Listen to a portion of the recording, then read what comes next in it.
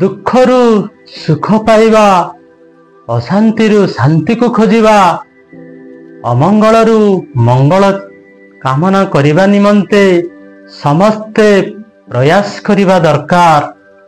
ଯଦି ଜୀବନରେ ଯେହେତୁ ଆମେ ମନୁଷ୍ୟ ଜନ୍ମ ଗ୍ରହଣ କରିଛେ, ଯଦି ଜୀବନରେ ଅଶାନ୍ତିରୁ ଶାନ୍ତି ପାଇପାରିବାନି କି ଅମଙ୍ଗଳରୁ ମଙ୍ଗଳ ପାଇପାରିବାନି, ତାହେଲେ ଜୀବନକୁ କ'ଣ ହାରିଦେବା? କେବେ ବି ନୁହେଁ। କାହିଁକି ନା ମାନବ ଜନ୍ମ ଦୁର୍ଲଭ ଜନ୍ମ। ଏ ଜୀବନରେ ସଂଘର୍ଷ କରିବା ଦରକାର। ଯେତେ ଦିନ ପର୍ଯ୍ୟନ୍ତ ଆମେ ଏ ମାନବ ଜନ୍ମ ଗ୍ରହଣ କରିଛେ।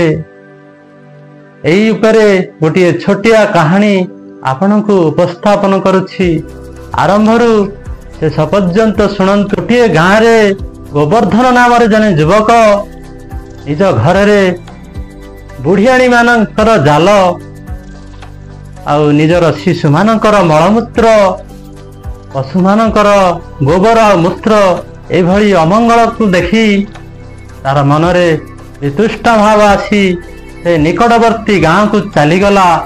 ସେଇ ଗାଁରେ ମଧ୍ୟ ସେଇ ସମାନ ପରିସ୍ଥିତିକୁ ଦେଖି ତାର ଗତି ଆଗକୁ ଆଗକୁ ବଢ଼ାଇବା ପରେ ଗୋଟେ ଜଙ୍ଗଲ ପଡ଼ିଲା। ଜଙ୍ଗଲରେ ସନ୍ଧ୍ୟା ହେବାରୁ ରାତିରେ ସୁଖରେ ଜୀବନଯାପନ କଲା। ସକାଳୁ ଦେଖେ ତ ଜଙ୍ଗଲର କିଛି ସ୍ଥାନରେ ପଶୁମାନଙ୍କର ହାଡ଼ ପଡ଼ିଥିବାର ସେ ଦେଖିଲା। ସେଠାରେ ତାର ଆଉ ମନ ବଳାଇଲା ନାହିଁ। ପୁନର୍ବାର ନିଜର ଗତିକୁ ଆଗକୁ ଆଗକୁ ବଢ଼ାଇଲା। କିଛି ଦୂର ପରେ ସ୍ୱଚ୍ଛ ନିର୍ମଳ ଜଳପୂର୍ଣ୍ଣ ଗୋଟେ ନଦୀ ଦେଖିଲା। କିନ୍ତୁ ସେଠାରେ ରହିବା ପାଇଁ ଯେତେବେଳେ ଇଚ୍ଛା କଲା, କିଛି ସମୟ ପରେ ଗୋଟେ ଶବ ଭାସି ଆସୁଥିବାର ଦୃଶ୍ୟକୁ ଦେଖିଲା। ତଥାପି ସେଠାରେ ତାର ମନ ଘୃଣା ଭାବ ଆସିଗଲା, ବିତୃଷ୍ଣା ଭାବ ଆସିଗଲା ଜୀବନରେ। ଶେଷରେ ଚାରିଆଡ଼େ ଏଭଳି ଅମଙ୍ଗଳ ସୂଚକ ଦେଖିବା ଦ୍ୱାରା ତାର ମନରେ ବିତୃଷ୍ଣା ଭାବ ଆସି, ଘୃଣା ଭାବ ଆସି ନିଜ ଜୀବନକୁ ହାରିଦେବା ପାଇଁ ନିଷ୍ପତ୍ତି କଲା। ଏହି ହାରିବା ଉଦ୍ଦେଶ୍ୟରେ ଯାଉଥିଲା ବେଳେ ଜଣେ ସାଧୁ ବାବା ତାଙ୍କୁ ଜୀବନ ହାରିବା ପାଇଁ ମନା କଲେ ଓ ତାର କାରଣ ବି ପଚାରିଲେ। ଗୋବର୍ଦ୍ଧନ ସାଧୁ ବାବାଙ୍କୁ ପୂର୍ବରୁ ଘଟିଥିବା ଘଟଣା ଗୁଡ଼ିକ ଗୋଟି ଗୋଟି କରି କହିଲା। ସାଧୁ ବାବା କହିଲେ, ହେ ଯୁବକ ବନ୍ଧୁ, ତୁମେ ତ ମରିଗଲେ ଅମଙ୍ଗଳ ହିଁ ହବ। ତା ଦ୍ୱାରା ତମେ କ'ଣ ଶାନ୍ତି ପାଇପାରିବ? କେବେ ବି ନୁହେଁ।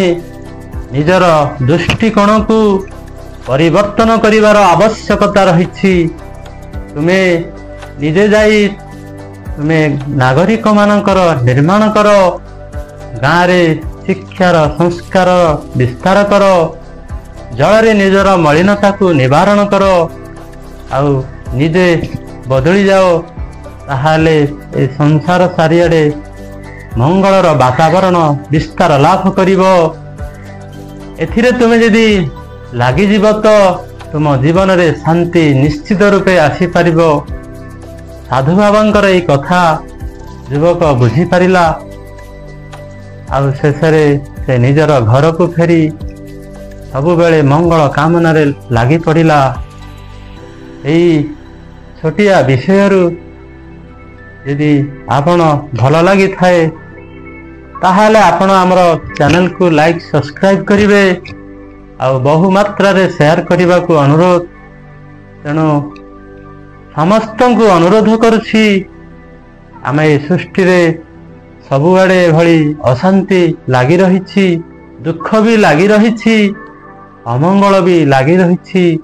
ସେଇ ଭିତରୁ ଆମେ ସୁଖ ଆଉ ଶାନ୍ତିକୁ ମଙ୍ଗଳକୁ ଆମେ ବାହାର କରିବା, ଆମର ପ୍ରୟାସ କରିବା ଦରକାର। ଆଉ ସୁଖରେ ଜୀବନ ଯାପନ କରିବା